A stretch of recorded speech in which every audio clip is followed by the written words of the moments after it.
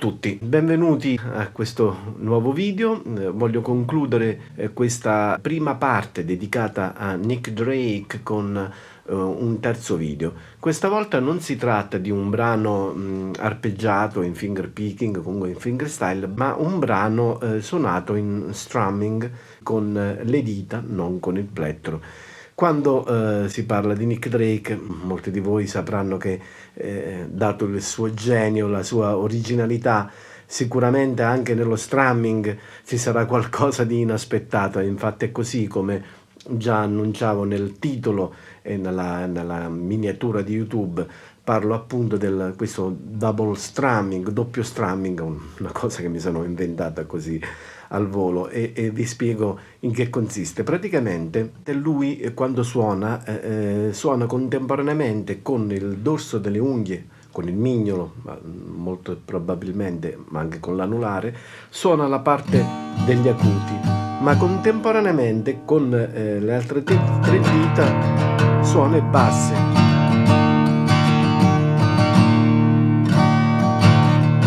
E quindi abbiamo questo effetto, perché dalla registrazione si sente una presenza costante dei bassi su tutto il pezzo, anche quando ci sono degli acuti. Solitamente se la suoniamo a plettro vedrete che o si sentono un po' più gli acuti e avremo delle carenze sui bassi e viceversa.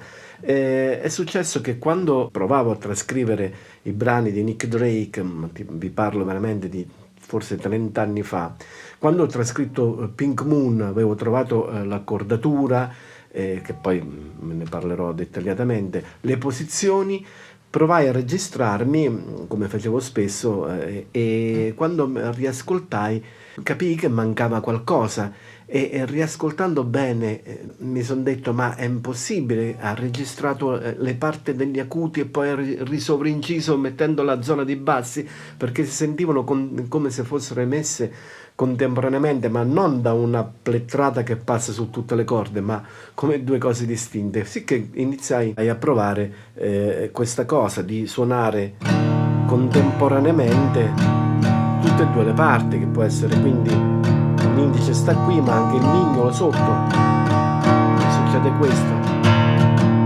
quindi poi il pollice va su, il pollice a volte prende quel micantino, va anche sotto a fare questo, ma mentre suona nella zona dei bassi, nelle tre corde, verso le tre corde bassi, il mignolo, l'anulare comunque picchiettano leggermente queste corde. A volte si sente proprio un tipo di pasta, di percussiva quasi, di queste, ma leggermente, di queste dita che sbattono sulle corde e creano questo sapore qui. È presente anche nell'album su altri brani, anche su Place to Be, che nella stessa accordatura si sente questo effetto. Lo si sente già da subito appena inizia il brano. Il brano inizia così, con il pollice che suona tutte le corde, e poi subito c'è quell'effetto. Sentite questo sbattere dell'unghia sulle corde.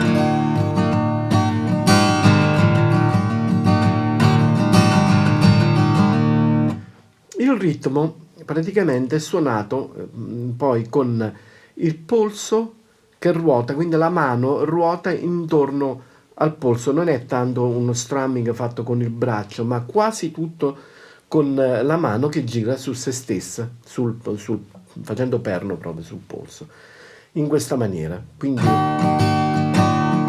e come vi dicevo, cercando di picchiare, non lo fa sempre ma lo fa spesso. Sentirete che riascoltando il brano sentirete sempre di più, lo ascolterete in una maniera diversa. Per prima cosa andiamo a vedere l'accordatura. Riguardo all'accordatura voglio aprire una piccola parentesi. Molti mettono il capotasto al 2, al secondo, e considerano l'accordatura come Do, Sol, Do, Fa, Do, Mi. Ok, l'accordatura è giusta, ma il capotasto non va al secondo ma va al terzo, e vi spiego anche perché. La chitarra non è accordata, a 4,40, bensì nel caso specifico di Pink Moon è a 4,27,6, qualcosa intorno a 4,27 e mezzo, ecco.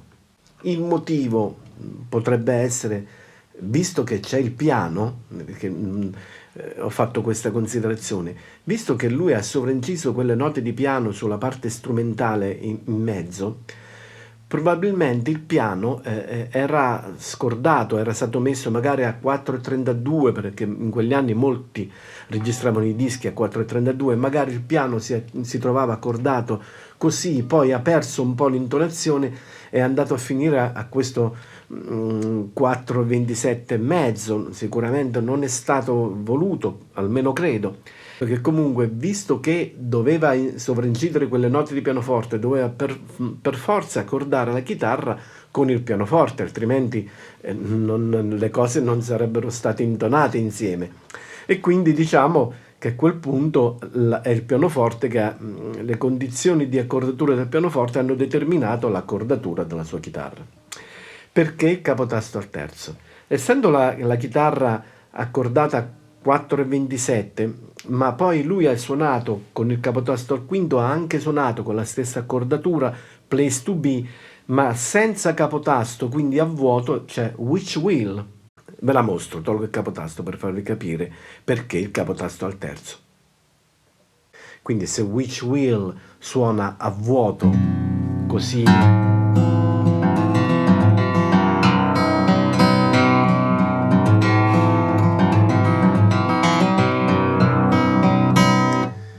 sicuramente ha suonato i brani nella stessa accordatura, tutte la stessa sera, a quanto pare sembra che siano state anche delle take uniche, e allora Pink Moon sta al terzo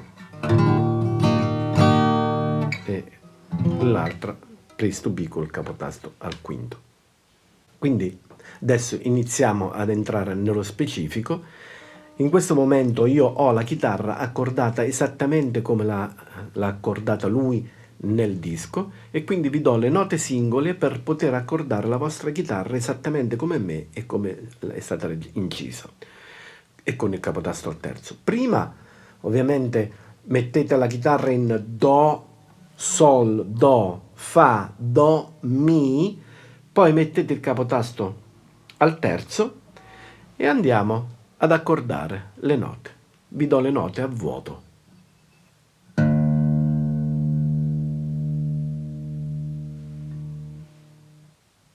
Quinta corda, quarta corda, terza, seconda e prima.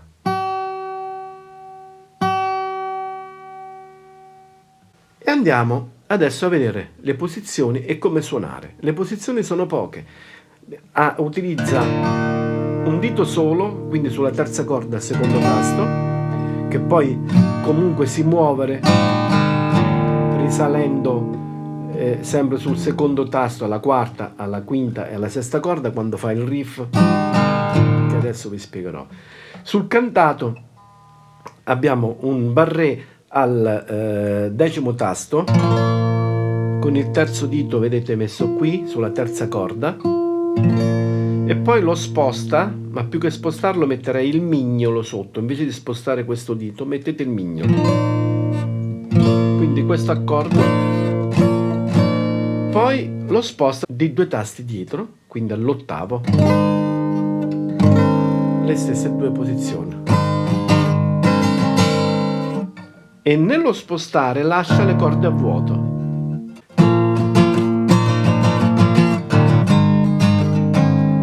Poi c'è un'altra posizione che è questa qui, sempre sul cantato, che io prendo schiacciando con un solo dito la sesta, la quinta e la quarta corda, e lascio libera la terza, la seconda e la prima. Quindi queste 3, volendo potete prenderlo anche così, con il primo, secondo e terzo dito, o con secondo, terzo e quarto, però credo che la cosa migliore sia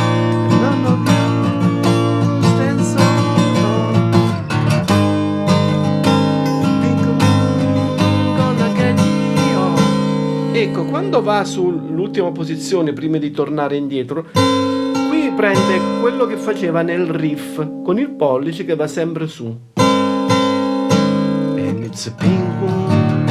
E qui riprende il riff.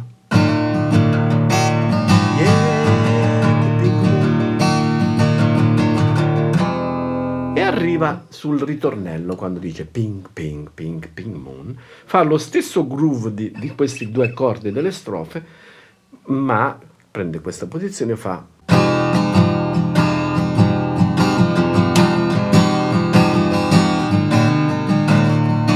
e ritorna di nuovo il riff. Quindi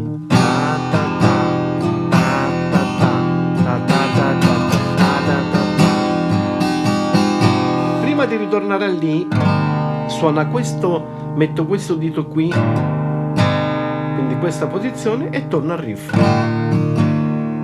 Lo eseguo piano.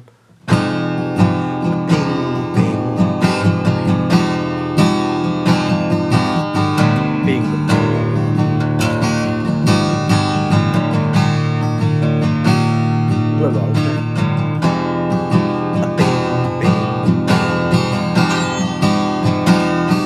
La seconda volta questo dito che va qui lo mette già una battuta prima, così.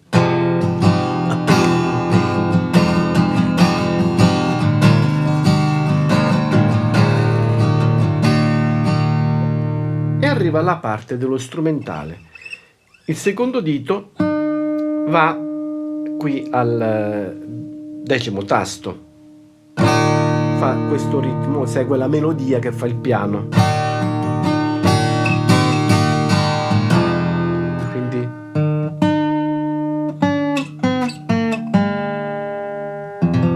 e mette lo stesso accordo del cantato. Quindi e qui fa un legato, prende a vuoto e poi abbassa le dita. Continua sempre quel groove del cantato. Poi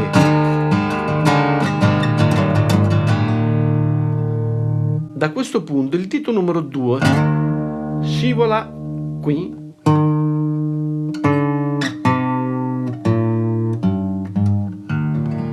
e fa queste note. Quindi suona principalmente sulle corde basse ed è in questa maniera.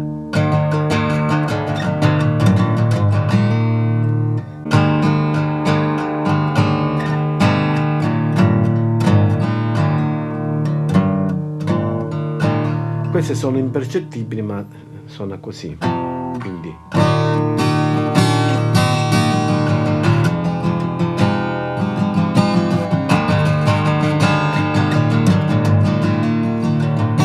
di nuovo.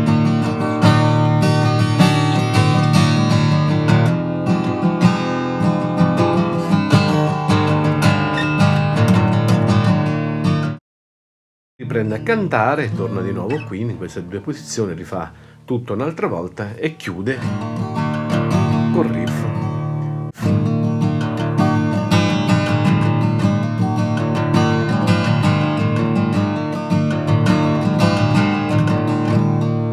Così. Bene, mi sembra di aver spiegato abbastanza dettagliatamente tutto. Sul mio Patreon trovate la tablatura completa. Vi invito ad iscrivervi al mio canale, a seguirmi, accendete la campanella e ci vediamo al prossimo video. Ciao a tutti!